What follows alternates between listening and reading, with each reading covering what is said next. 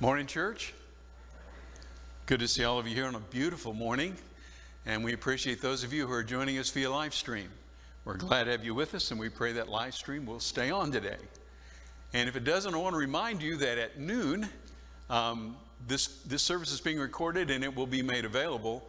And so at 12, it will be online for you to watch if something should interrupt the stream in the meantime. Last Sunday, Glenn Elliott, our deacon in charge of missions, gave you a report on the horrible conditions that exist in Honduras right now. And there's an article in your Connect newsletter that's talking about what's going on down there, kind of an update. In it, Glenn mentions that there are now 8 members of the church with COVID-19 down in the Tegucigalpa area. And of course, he was talking about how incredibly difficult it is for those people to get food, and was asking for financial help so that we can help them to have funds, particularly Olvin, the preacher there, to purchase food for those folks. You responded in a wonderful way. We have collected this week $8,500 in order to purchase additional food for the folks there. But here's what is just faith building and amazing to me. Not coincidentally, I don't think. Monday, Olvin is put in contact with a woman there in the city who has a warehouse with food. Olvin goes to that warehouse and he buys beans, rice, spaghetti, masika, sugar, coffee, soup, cubes, juice, conch paste, naturist sauce, bath soap, laundry soap, and salt. Now remember, this isn't a place where they haven't been able to find anything. And he is able to come up with those kind of supplies for the church. God's watching out for his people. And we have an opportunity to help by providing funds for that. It's going to take about $1,000 a month for a while to provide the food and the necessities that those brethren have during this horrible situation down there. So thank you for your generosity. If you can help in that area, it'd be great. But God is indeed providing for, watching out for his people in Honduras. As Chris said, as he was introducing us in the service this morning and welcoming us, count your blessings. God is good. And God is watching out for his people, not just here, okay, but all over the world. We've been talking about wisdom that comes from above. And James' book is filled with that divine wisdom. This morning, I want us to look at words that he shares with us in particular about our words. You'll find that if you want to open your Bibles there, we'll be looking at it in a minute. In James chapter 3, verses 1 through 12. But before we get to that passage, I want to spend just a moment talking to you about the tongue, because James will use that as symbolic basically of our words. But you know, the tongue is a fascinating organ, and one that we have a tendency to really take for granted, and we shouldn't because we owe so much to the abilities that God gives us through our tongue. Let me just cite 2 real quickly. Number 1, it's your tongue and the sensitivity of the tongue, the nerves on the tongue that allow you to taste. And so you know what sweet tastes like. You know what sour tastes like. You know bitter, you know spicy. You know this incredible range of flavors that we get to savor and enjoy because we have the ability to taste. Now, if you think about it, God didn't have to do that. God could have just said, you're going to eat, but you're not going to be able to taste anything. It's all just going to be like sludge. This was driven home to me just this couple of weeks ago. A friend of my nephew contracted COVID-19. He was extremely sick for 2 weeks. And during that time, he completely lost his sense of taste and smell, as a lot of COVID-19 victims apparently do. He has, quote unquote, recovered, except that he doesn't have a sense of taste. Now imagine every meal that you eat, everything that you eat is tasteless. Think about how much of your life and my life is wrapped around the fact that we get to enjoy our food. I like that crisp taste, that salty taste of bacon, don't you? I love that fresh tomato and the flavor of a bacon and tomato sandwich, biting into a fresh peach and the flavor that brings. All of us enjoy that. God's gift to us is that we get to savor our food. Not only that, but I also believe the tongue protects you as well.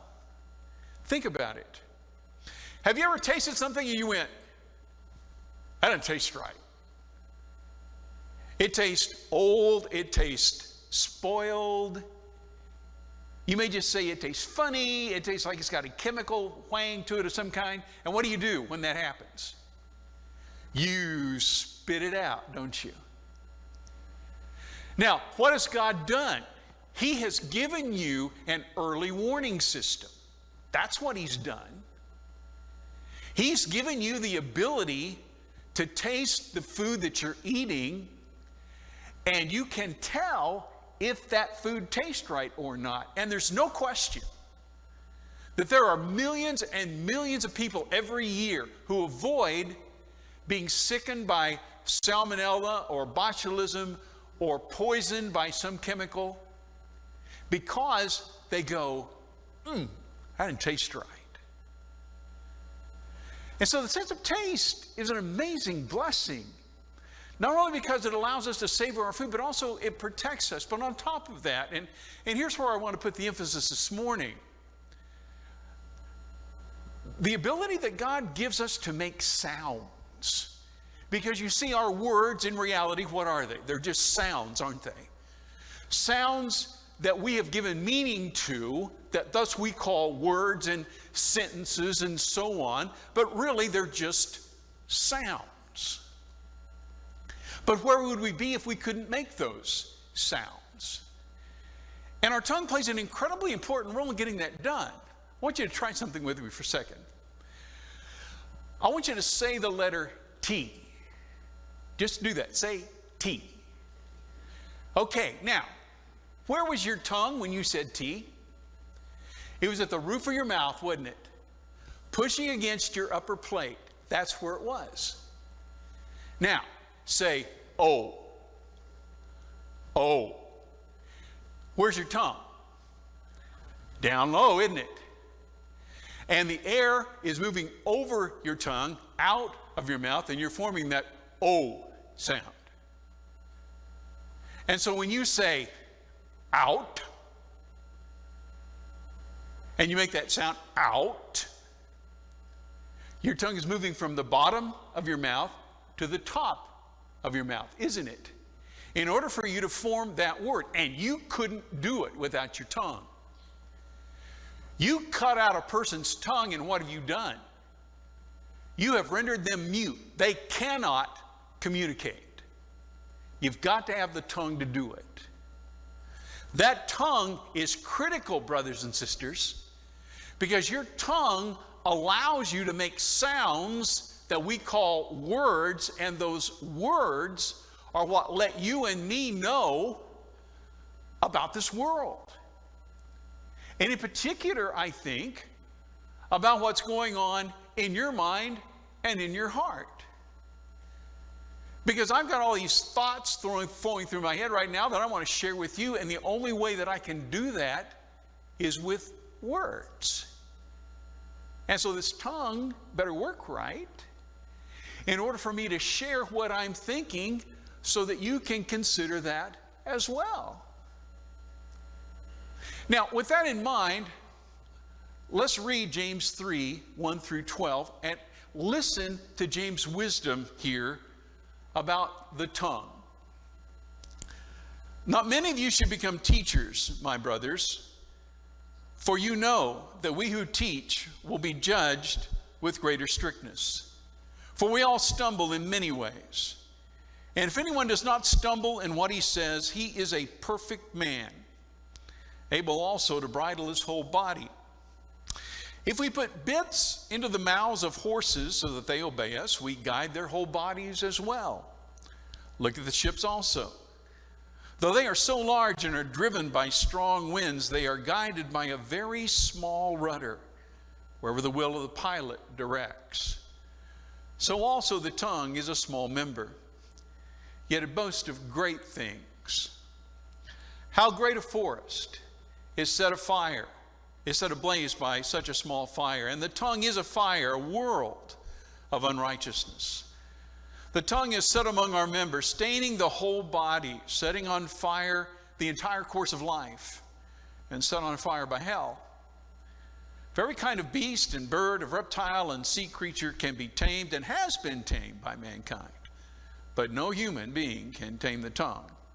It is a restless evil, full of deadly poison. With it we bless our Lord and Father, and with it we curse people who are made in the likeness of God. From the same mouth comes blessing and cursing. My brothers, these things ought not to be so. Does a spring pour forth from the same opening both fresh and salt water? Can a fig tree, my brothers, bear olives, or a grapevine produce figs? Neither can a salt pond yield fresh water. Now, very important here, I want you to notice that as James begins to talk about the tongue, our words, he starts with a warning. Not many of you should become teachers, my brothers, for you know that we who teach will be judged with greater strictness. For 50 years, that verse has weighed heavy on me. There's never a lesson I put together, there's never anything I share in a public way that I don't think about that. Because God says you better think twice before you start teaching other people, because you are going to answer for what you teach. Teachers bear great responsibility. With their words, they convey vital information to us.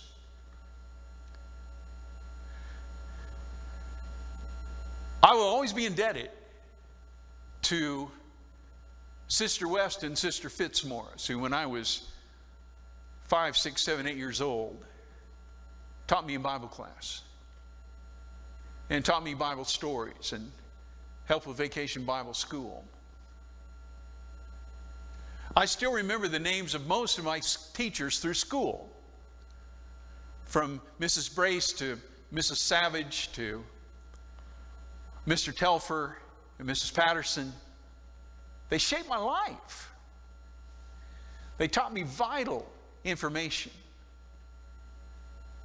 There's all kinds of individuals who I've had the opportunity to sit at the feet of and listen to their words, and they have literally made me who I am, given me the base of knowledge that I have.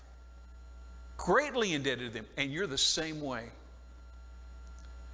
You are the product of people who invested their time in you and shared knowledge with you that now allows you to make a living, that now allows you to function as you function, that have made this incredible difference in your life. Teachers also very much influence attitudes and priorities, and that can be a positive and a negative. I had a high school coach who also was one of my teachers. And I'll always be grateful to that man for the personal interest that he took in me and the positive influence that he had on me. And he was a Christian, a member of the church, and he blessed me in a lot of ways. But I've also seen so many cases where, for instance, think about how often our young people go off to college and they come back after 4 years of brainwashing in a state university, and their face in tatters and their moral lives are turned upside down. And what's the influence? It's the influence of those professors. It's the influence of those teachers in a negative way. that has changed how they look at things. Teachers have a tremendous amount of influence on our attitudes and priorities. Again, they shape our lives. And one of the things that I want you to think about, because all of us are teachers. If you're a mom and dad, a grandma and a grandma, you're a teacher. Okay? All of us are teachers. Some in more formal roles than others, but all of us are teachers. What you teach has what I like to call a ripple effect. You take a rock and you toss that rock out in the water, it hits the water, and ripples come out from that rock, right? And those ripples move across the pond, and they move rushes, and they bend fronds and all this kind of stuff.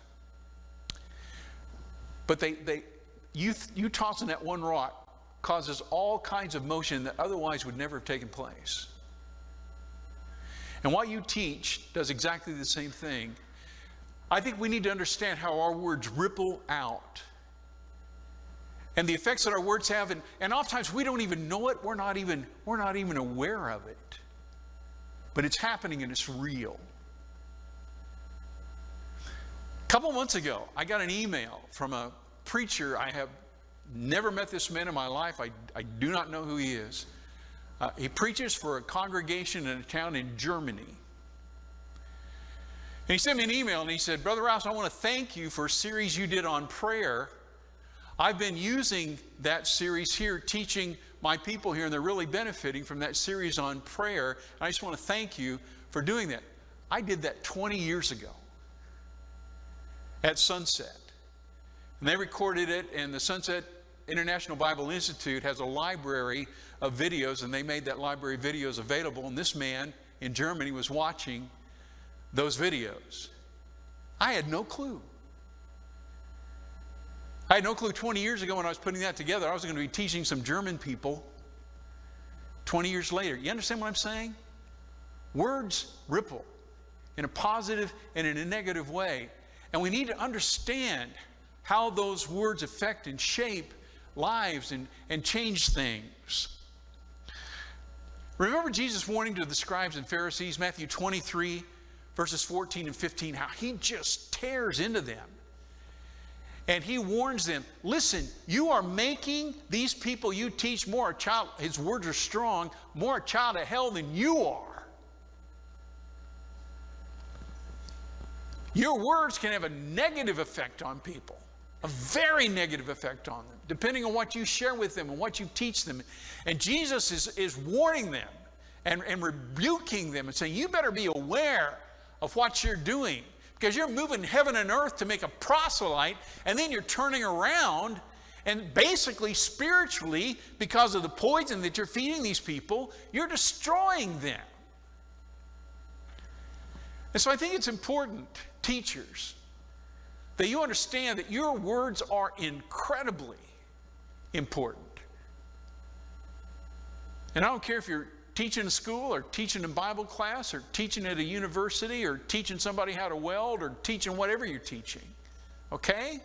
You have an incredible influence with your words, and we need to understand the power and the danger and the blessing that's involved in that. Now, once James begins with a warning, I want you to notice that what he follows up with is another warning. And this really caused me to do some deep thinking and head scratching this week, because I really never thought about the fact that the vast majority of what James says here about the tongue is negative, not positive. James doesn't come into this and give us this soliloquy about how wonderful the tongue is and what a blessing the tongue can be to so many people and how we can use our positive words to build other people up. And all that's true, but that is not where his emphasis is.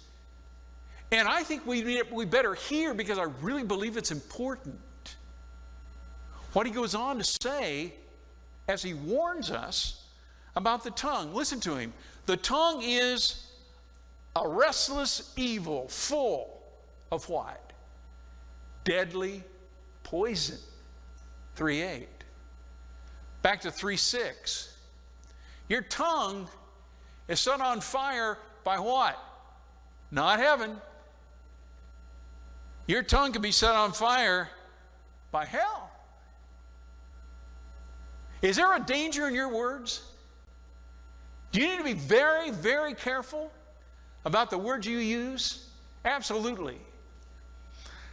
Our words are an insight into our heart. And here, I think, is where it starts to get starts digging, really getting personal, and we really need to be honest with ourselves about this.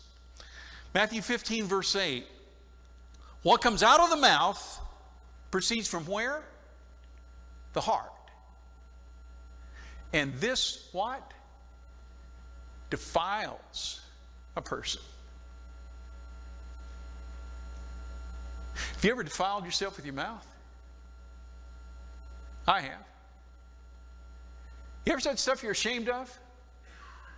Stuff you never should have said?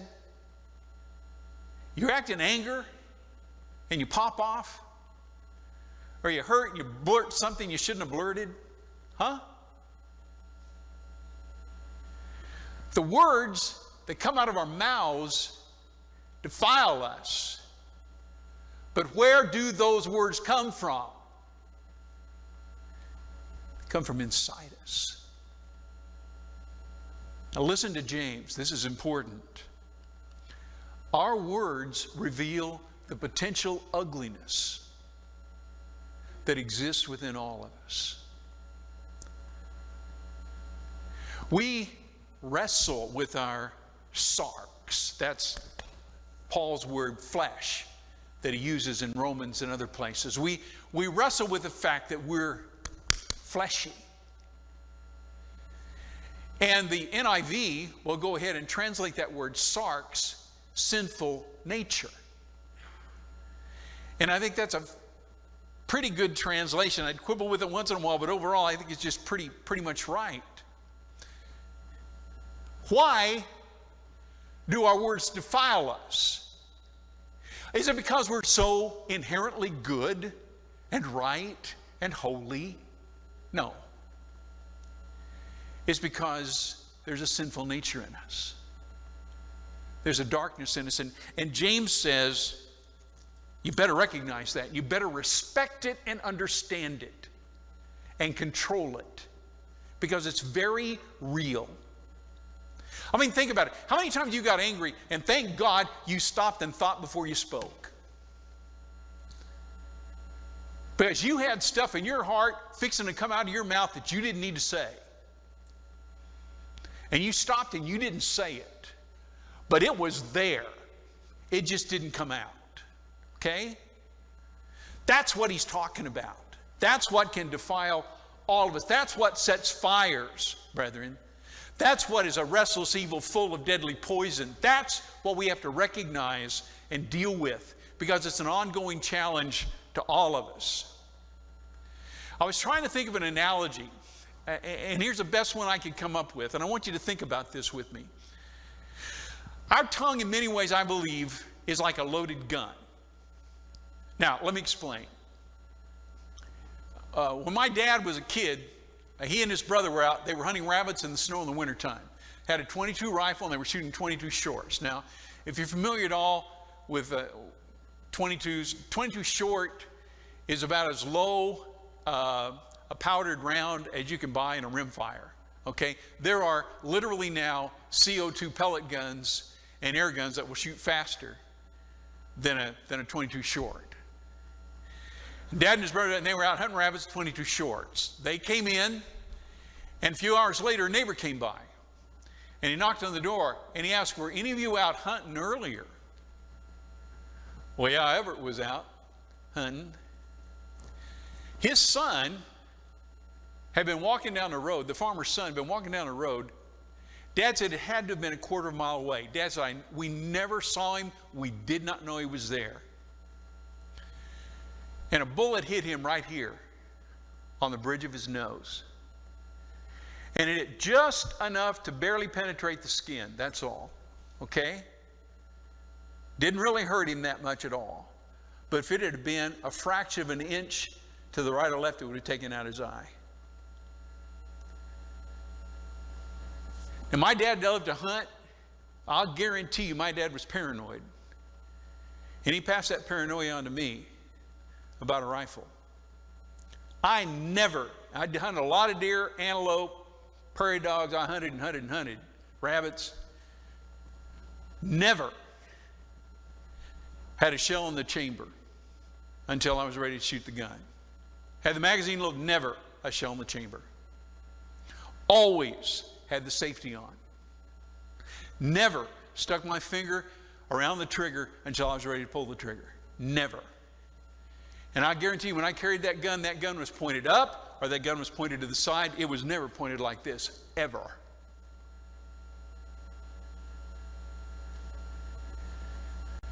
You're carrying a weapon that could kill somebody. In a careless moment, it could kill somebody, wound them, do damage that you could never atone for or make right.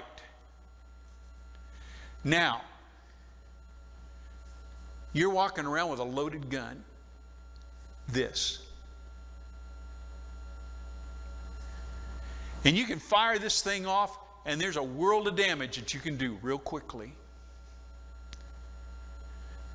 Now, there's a world of good you can do too, and we're going to talk about that in a second, but there's a world of damage you can do, and you better be very aware.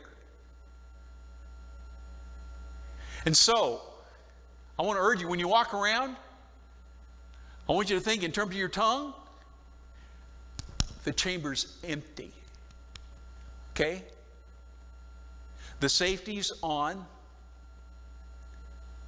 You don't have your finger anywhere near the trigger. You're not going to thoughtlessly point that gun towards someone. You're going to make sure if you do fire, there's nobody back behind that might get hit off somewhere that you can't see. And I believe if we treat our tongue like we treat that gun, everybody will be a lot safer. And we'll be a lot better off. Your words have tremendous power, tremendous potential for good or evil. Remember the old sage, sticks and stones may break my bones, but word can never harm me? That's garbage. I mean, I don't even know how that got started, because I would just argue strenuously that's garbage. Don't tell me that words can't harm you. There are a lot of people that have been beat up with words that would rather have sticks and stones beat them than those words. That's just a fact. Okay, words are incredibly powerful in what they can do. How many marriages have been destroyed by thoughtless, cruel words? When Carol and I were much younger, first married, we were around with another couple, James and Carol. And James would say the meanest things to Carol. Always putting her down, always undercutting her, always making fun of her, always belittling her. And we were just kids, and we talked about how that's not good. That's not healthy. They ended up divorced. He killed that marriage. He did it with the death of 1,000 cuts. See, you just cut and cut and cut and cut and cut somebody with a knife, and eventually, I don't know what cut it may be, maybe cut 468, maybe cut 972, but they're going to bleed out and they're going to die, and that's going to be it. And it's the same way with your words. You start cutting somebody, and they'll put up with it, and they'll put up with it, and they'll put up with it, and then one day they won't put up with it anymore. One day love's dead. One day the relationship is over. You killed it with your tongue. And it can be, and too often has been done. We need to be very aware of the damage the tongue can do. The same way, how many children have been emotionally crippled by the cutting comments of what I'm going to call evil parents? Because if you're the kind of parent you ought to be, you are building up your child. You're encouraging your child. You're moving your child in the way that they should go. You're helping your child along. You're your child's protector. You're your child's mentor. But evil parents belittle their children and put them down and undercut them and don't support them. And they come out crippled. And they go through life, and they're crippled. And they've been crippled by words And it's a shame. Those words never should have been spoken. They're awful. They're evil. At the same time, I want you to think about Joseph of Cyprus, although you don't know him as Joseph of Cyprus. If I'm in a sermon, I make a reference to Joseph of Cyprus, and that's it. Vast majority of people have no idea what I'm talking about. I'm talking about Barnabas, and you all have heard of Barnabas. Because the brethren who were around this man for a while said, wow, that man is a son of encouragement. That guy, boy, he is something else. His words build you up. That's his nickname, son of encouragement. This is the guy that will take Paul under his wing. This is the man that will watch out for Paul and help him in a very difficult time when nobody else will befriend him. Barnabas will. It's Barnabas who will go get him and take him on that first missionary journey. Really kind of be the sponsor mentor as he gets into his apostleship. Barnabas, son of encouragement. Did that man know how to use words in a positive way? He absolutely did. Were his words a blessing to so many? They sure were. Romans 10 verse 14. How can they hear, and in this context it's the gospel that he's speaking of, without someone preaching to them? How's the gospel message proclaimed?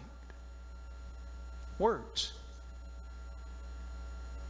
Well, our actions, yeah, your actions are important.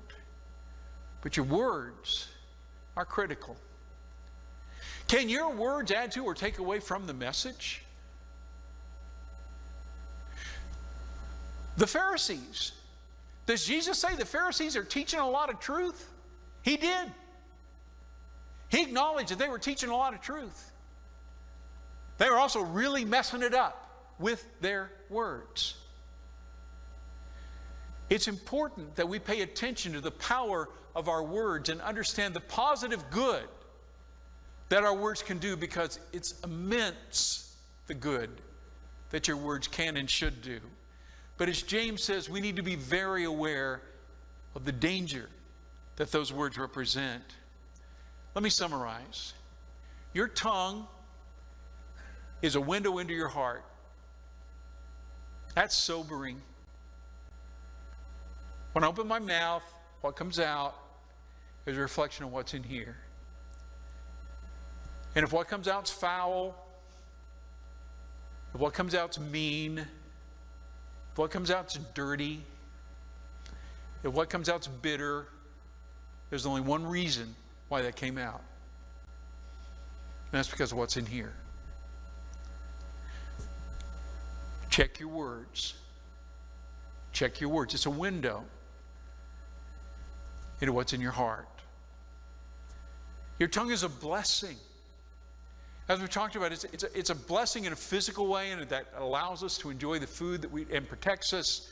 It's a blessing in that allows us to communicate. And what a blessing that is. What a difficult world it would be without words.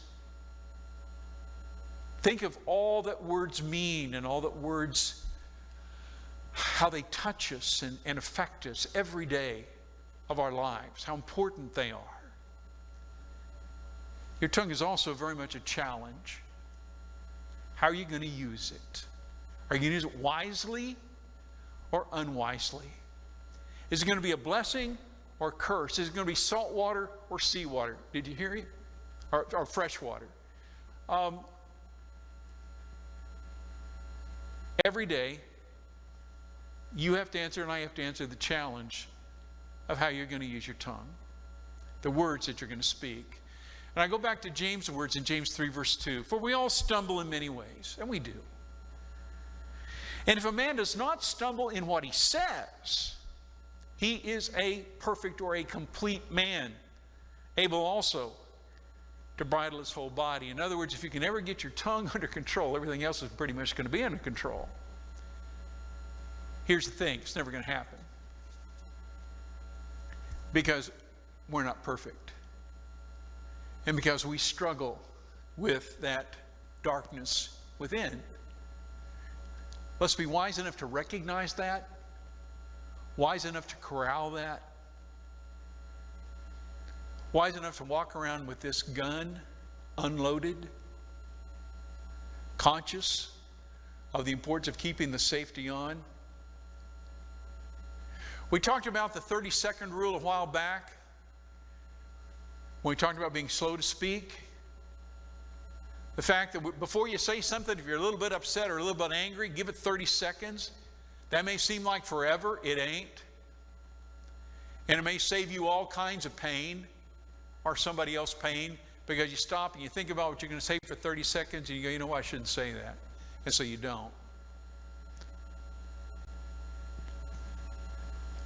Please listen to wisdom from above when it comes to the tongue. And let's rise to the challenge of using our tongues as God intended them to be used. And that is as a blessing to others. May we strive, all of us, to be a Barnabas, a son of encouragement, one who builds others up and strengthens others. Because that's one of the great blessings that we can bring in this life. It's in words, isn't it? That we're told, for God so loved the world that he gave his only begotten Son, that whoever believes in him should not perish, but have everlasting life. You talk about beautiful words, comforting words, strengthening words. There you are. And that's a message that we can share with the world. And this morning, if you're ready to embrace that message and to give your life to God, to confess your belief that Jesus is the Son of God and put him on in baptism, if we can help you in any way, won't you come? While we stand and while we sing.